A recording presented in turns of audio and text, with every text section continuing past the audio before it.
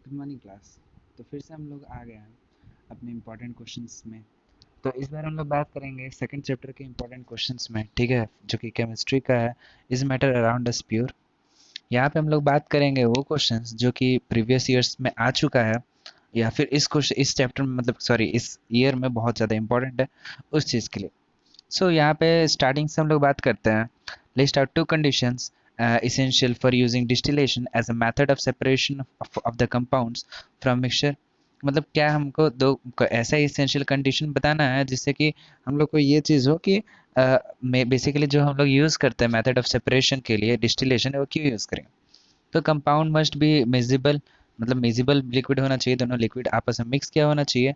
And in case of miscible components are liquid, they are differ in the boiling point by more than 25 degree Celsius. ये ज़रूरी होना चाहिए कि उनका जो बॉइलिंग पॉइंट में डिफरेंस होना चाहिए, and more than 25 degree Celsius इसलिए ताकि एक्यूरेटली हम लोग मेजर कर पाएँ। वरना होगा क्या कि हम लोग एक हल्का सा पॉइंट में डिफरेंस, क्योंकि हम लोग की टेम्परेचर को तो इतने तरीके से कंट्रोल नहीं ना कर सकते हम लोग, तो हल्का हल्का मतलब कि धीरे धीरे उसको बढ़ाते हैं। तो मे बी क्या होता है ना, एक सडन में हल्का सा रेज करके और पता चले पूरा प्रोसेस ruin ना हो जाए, इसीलिए 25 डिग्री सेल्सियस हम लोग लेते हैं। नेक्स्ट क्वेश्चन हम लोग देखते हैं।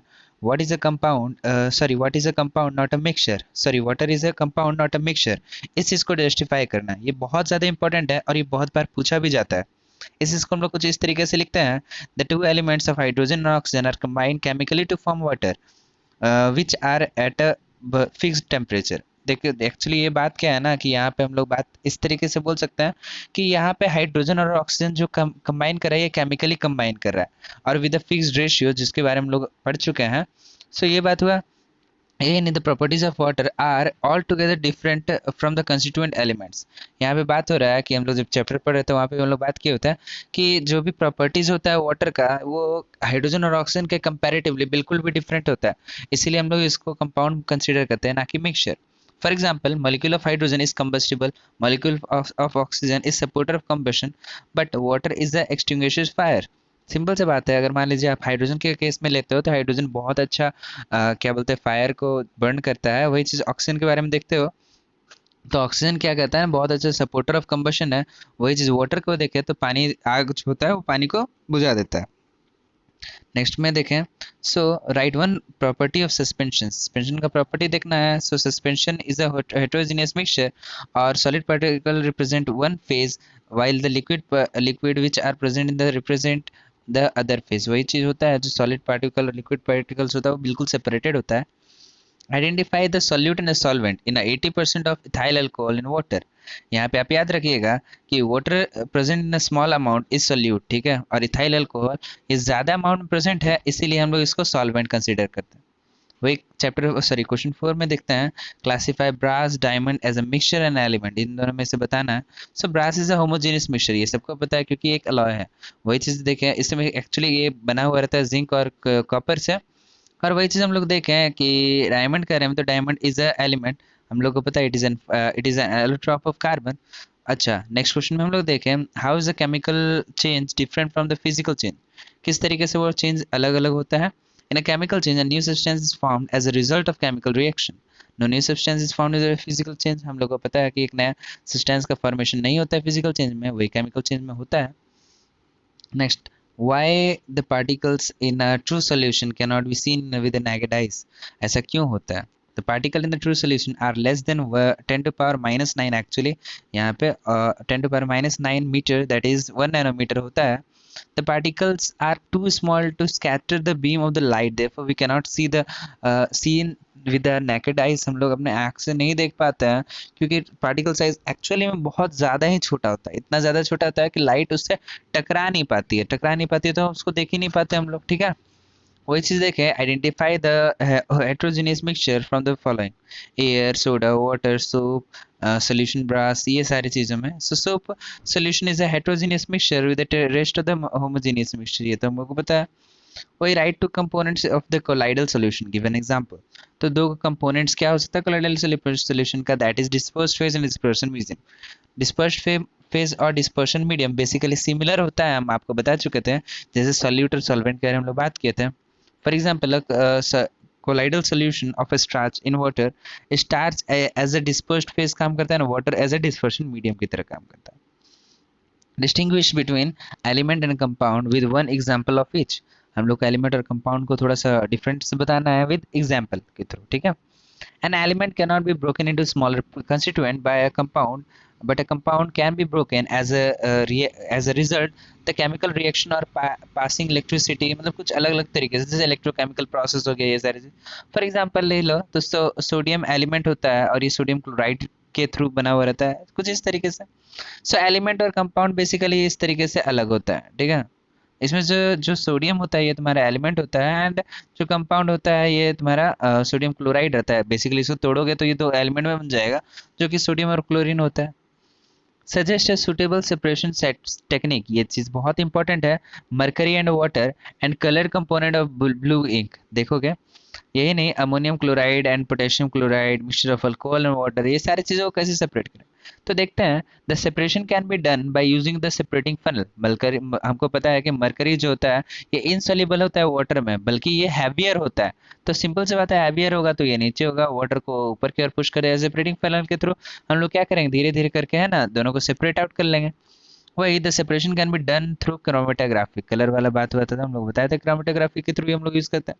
The process sublimation can be used to ammonium chloride collect as a sublimate and the potassium chloride remains in a dish. हमको पता है ammonium chloride is a sublime, तो ये सब्लिमेशन से इजीली काम कर लेगा. वही देखिए, process of fractional distillation can be used, क्योंकि हमको पता है कि वाटर और अल्कोहल दोनों का बॉइलिंग टेम्परेचर, बॉइलिंग पॉइंट में डिफरेंस होता है. हमको पता है 78 डिग्री सेल्सियस होता है अल्कोहल का और 100 डिग्री सेल्सियस होता है बॉइलिंग पॉइंट ऑफ वाटर. तो इस तरीके से हम लोग आराम से काम कर सकते हैं. A solution contains 60% of sugar in 480 gram of water. Calculate the concentration of solution in terms of the mass by mass percent. आपको याद होगा हम लोग मास बाय मास परसेंट पढ़े थे, मास बाय वॉल्यूम परसेंट पढ़े थे. तो क्योंकि यहाँ पे 60 ग्राम ऑफ शुगर लिया गया था तो सॉल्यूट तुम्हारा 60 ग्राम है, सॉल्वेंट है 480. अगर मान लीजिए इन दोनों को ऐड कर दिया जाए तो ये मास ऑफ सॉल्यूशन बन गया. तो concentration in terms of percent अगर हम लोग देखा जाए तो हम लोग बोल सकते हैं mass of solute by mass of solution into 100, that is equal to 60 by 45 into 100, sorry 540 into 100, which is equal to approximately 11.1%. ठीक है, तो यहाँ से हम लोग निकाल सकते हैं. Identify the dispersed phase and dispersion medium in the following colloids. तो फॉग है, चीज़ है, इस आप वो चार्ट जो हम बताए थे ना आपको क्लास के टाइम की, किस तरीके से मतलब कोलाइडल सॉल्यूशन का जो डिस्पर्स्ड फेज होता है, डिस्पर्शन मीडियम होता है, वो और विद एग्जांपल्स. तो वो चीज़ आप अच्छी तरीके से लर्न कर लोगे तो ये चीज़ बहुत अच्छे से आपको हो जाएगा. ये भी देखिए बहुत इंपॉर्टेंट, आप देख सकते हो हम बगल बगल में लिखे हुए हैं जो कि क्वेश्चंस आ चुका है. जैसे ये सीबीएसई 2011 का क्वेश्चन है, तो आप समझोगे. फॉग जो होता है ये liquid act as a dispersed phase and air as a dispersion medium, यानी लिक्विड इन गैस है. वैसे आप चीज़ का देखो तो ये क्या होता है ना, solid fact as a dispersed phase and water as a dispersion medium. वही कलर्ड जेमस्टोन देखोगे तो यहाँ पे solid act as the dispersed phase as well as the dispersion medium, यानी दोनों ही सॉलिड सॉलिड है. ठीक है. Differentiate between simple distillation and fractional distillation, इन दोनों में क्या भाई होता है. तो in fractional distillation fractional column बना हुआ रहता है जिसमें क्या बोलते हैं अलग अलग तरीके से सेपरेट किया जाता है. लेकिन नॉर्मल डिस्टिलेशन में ऐसा कोई भी सिचुएशन नहीं होता. In simple distillation can be used to separate two miscible liquid differing in the boiling point by the 25 degree Celsius. लेकिन वही फ्रैक्शनल डिस्टिलेशन में ऐसा नहीं होता. फ्रैक्शनल डिस्टिलेशन में 25 डिग्री से कम वाले चीज़ों को भी हम लोग क्या कर सकते हैं, इजीली सेपरेट कर सकते हैं. बट वहाँ पे मोर देन 2 मिसिबल लिक्विड्स भी को भी हम लोग आराम से है जो डिफरेंट कर सकते हैं. यही चीज़ है क्या, वो बेनिफिशियल होता है as compare to the simple distillation. Next question में हम लोग देखें, define a solution if the 10 millilitre of H2SO4 are dissolved in 90 ml of water. Calculate the concentration of the solution. आप इसका आंसर फॉर्म देखोगे तो क्या बोल सकते हैं, the volume of the solution solute दिया हुआ that is equal to 10 millilitre and the volume of solvent दिया हुआ that is equal to 90 millilitre and the volume of solution देखें तो 90 + 10 which is equal to 100 millilitre. So इसको हम लोग calculate करते हैं, कॉन्सेंट्रेशन इज इक्वल टू कितना होगा, volume of solute by volume of solvent a solution into 100, यानी वॉल्यूम परसेंट निकालेंगे तो 10/100 into 100 which is equal to 10%. why is crystallization technique better than evaporation? ये बहुत ज़्यादा इंपॉर्टेंट है और बहुत बार पूछा भी गया. Right the two physical properties of each metal and non-metals. Name technique which is used to separate curd from butter from the milk. Curd. तो आप देख सकते हो ये कैसे हो सकता है. Both these techniques are used to separate solid substances from their solutions. ये तो हम लोग को पता है. But a crystallization is considered as better because during the evaporation certain solid may decomposes or some of them like sugar gets shattered. आप देख सकते हो होता है क्या, बहुत ही ज़्यादा गंदा हो जाता है इवापोरेशन के थ्रू, या फिर क्या हो सकता है ना, बहुत ज़्यादा अलग तरीके से ड्राइनेस हो जाता है. ठीक है, कंप्लीटली ड्राई हो जाता है. As a result a crystallisation even shapes the crystals do not change. मतलब क्या होता है क्रिस्टलाइजेशन में, क्या होता है ना, उनका शेप चेंज नहीं होता है एंड वो बेटर टेक्निक हो सकता है. मेटल के प्रॉपर्टी में देखें तो मेटल्स हैव शाइनी सरफेस. जैसे कि हम लोग बोले थे इसको लश्चरस बोलते हैं, मलिएबल होता है, डक्टाइल होता है. नॉन मेटल में देखा जाए they are poor conductor of electricity and non metal are generally soft. Butter को सेपरेट करने के लिए हम लोग क्या कर सकते हैं? Butter can be separated from curd by process of centrifugation. हम लोग को पता है this is usually done by churning. ठीक है, चर्निंग मतलब घुमाया जाना, स्टीयरिंग, चर्निंग, सेंट्रीफ्यूग, ये सारा बोला जाता है. which is a very common well known convenient. हम लोग को पता है. Define distillation. Distillation क्या होता है? What type of mixture can be separated by distillation? Draw a label diagram. The apparatus for the fractional distillation. ये भी बहुत बार पूछा गया है 2010 2011 में भी बहुत ज़्यादा important हो.